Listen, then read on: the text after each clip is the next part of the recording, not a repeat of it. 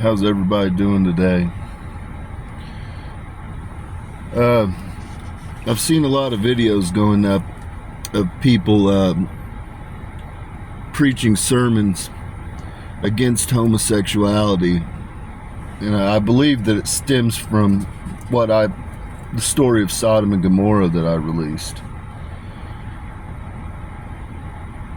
It's really easy to make things black and white.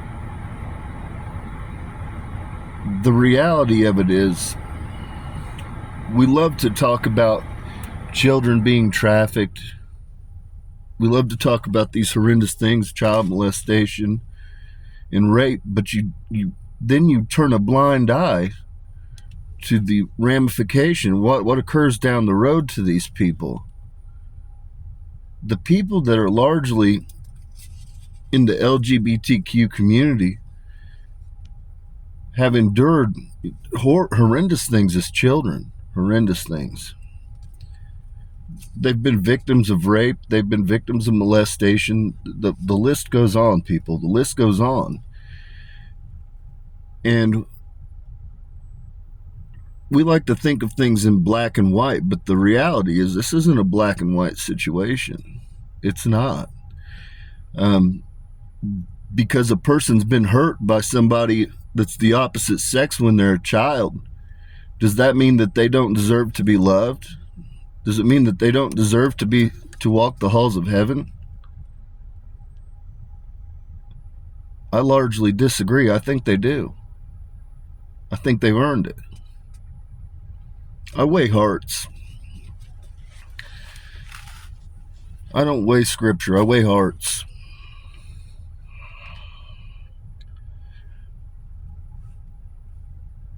I saw several videos, but one jumped out at me, and I don't want to dissuade this young man, because I've seen several of his videos, and I'm a fan. I'm a fan of you, sir. He's a 10 or 11-year-old boy, and he's got a real thick southern twang, but he gets up at the pulpit, he delivers sermons, and when I see him, literally, I see John the Baptist. I see John the Baptist breathing fire. This kid has it in his soul, and so I don't wish to dissuade you, sir. I wish to commend you. But he was quoting from Leviticus on the laws against homosexuality. And so I'd like to redirect you, but you're not alone. There are many videos that I've seen lately. And so with that, I wrote down some numbers and figures, and it depends on the translation that you have, folks. And so these numbers, there's quite a deviation between them because it depends on the translation that you have of the Bible. But when you talk about love is mentioned 300 to 650 times. When you speak about kindness is mentioned 40 to 300 plus times. When you speak of mercy is mentioned 300 plus times. When you talk about compassion is mentioned 80 times. Respect is mentioned 34 times. Now I'll go on to homosexuality. Explicit prohibitions, there's 7. Indirect, there's 10 to 14. Gender role indirect, there's 4 to 6. So depending on which translation you have, folks, you're looking at roughly 21 to 27. Now, with these, the vast majority, the overwhelming majority of those appear in the Old Testament.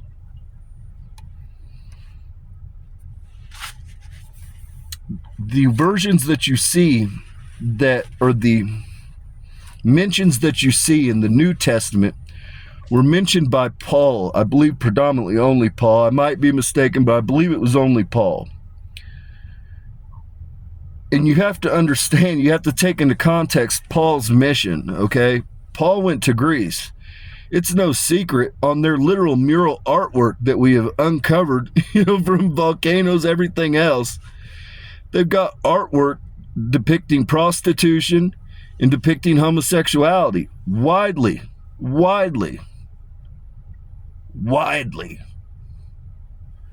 So when Paul mentioned it in the New Testament, understand, Paul was not talking, we're not talking about apples to apples here, people.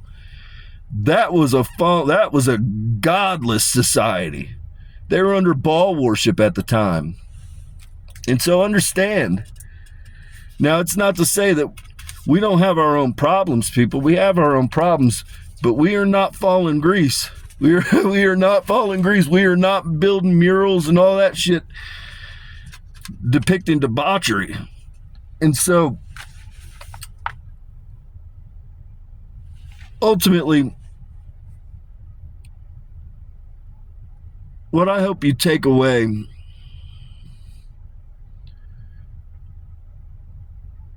is a message of understanding. And understand things simply aren't black and white. They aren't.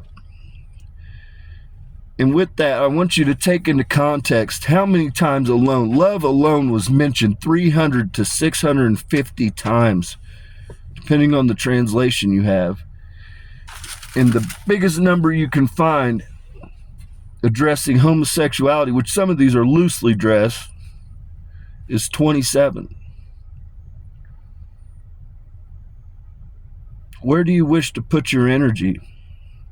Who do you think Jesus was? How do you think Jesus would have spent his energy? Do you think he would have rebuked these people? Honestly, ask yourself that. Do you believe that Jesus would have turned somebody away because they were homosexual? I can tell you, Jesus would have made sure he made time for them. He would have made sure that he made time for them. He wouldn't have made them a pariah. He wouldn't have isolated them. He wouldn't have degraded them. He would have made time for them.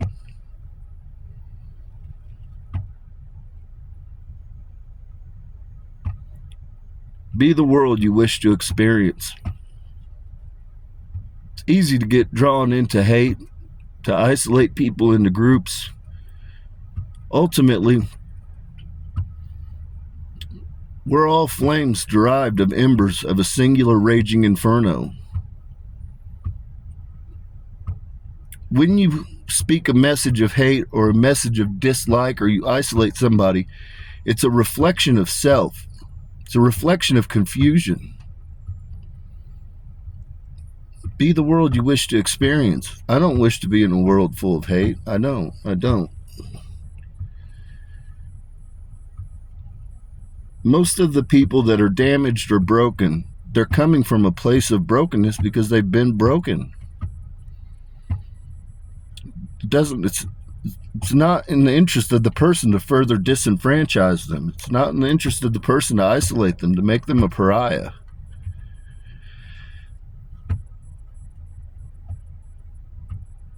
We all have stories. We all have hurdles. We've all had moments that are less than desirable. We all have various levels of trauma that we have to overcome. And everybody will face trials and tribulations at some point in their life. Nobody is immune from it. In fact, the soul cannot grow without trials and tribulation. So, understand that heaven, if you're a homosexual, you're an LGBTQ, God, the Lamb, myself, we're in the business of weighing hearts. We weigh hearts. Instead of, focusing on preaching messages of divisiveness and isolating people, disenfranchising people, focus on the real message of who Jesus was, what he represented. You can't go wrong. You can't go wrong. Pretty much anything in this world can be fixed, and you can come to an agreement simply with love, kindness, mercy, compassion, and respect. If you afford that to people, most people will meet you in the middle. You can't go wrong with those. You can't go wrong with them. But when you preach messages of division, it doesn't strengthen us as a country. It doesn't strengthen us as a people, as humanity.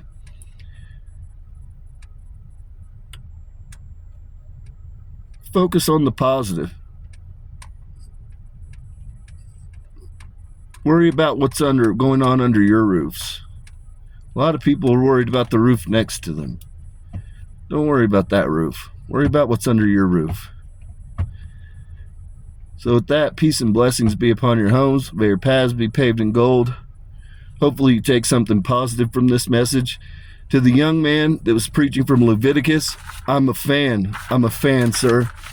You remind me of John the Baptist. He had that tongue of fire. He loved his fire and brimstone. He could talk the talk. He had a tongue of fire. So by all means, keep going. Keep going. Do not be dissuaded. Do not be dissuaded. God is pleased. God is pleased with you, sir. So with that, peace and blessings be upon your homes.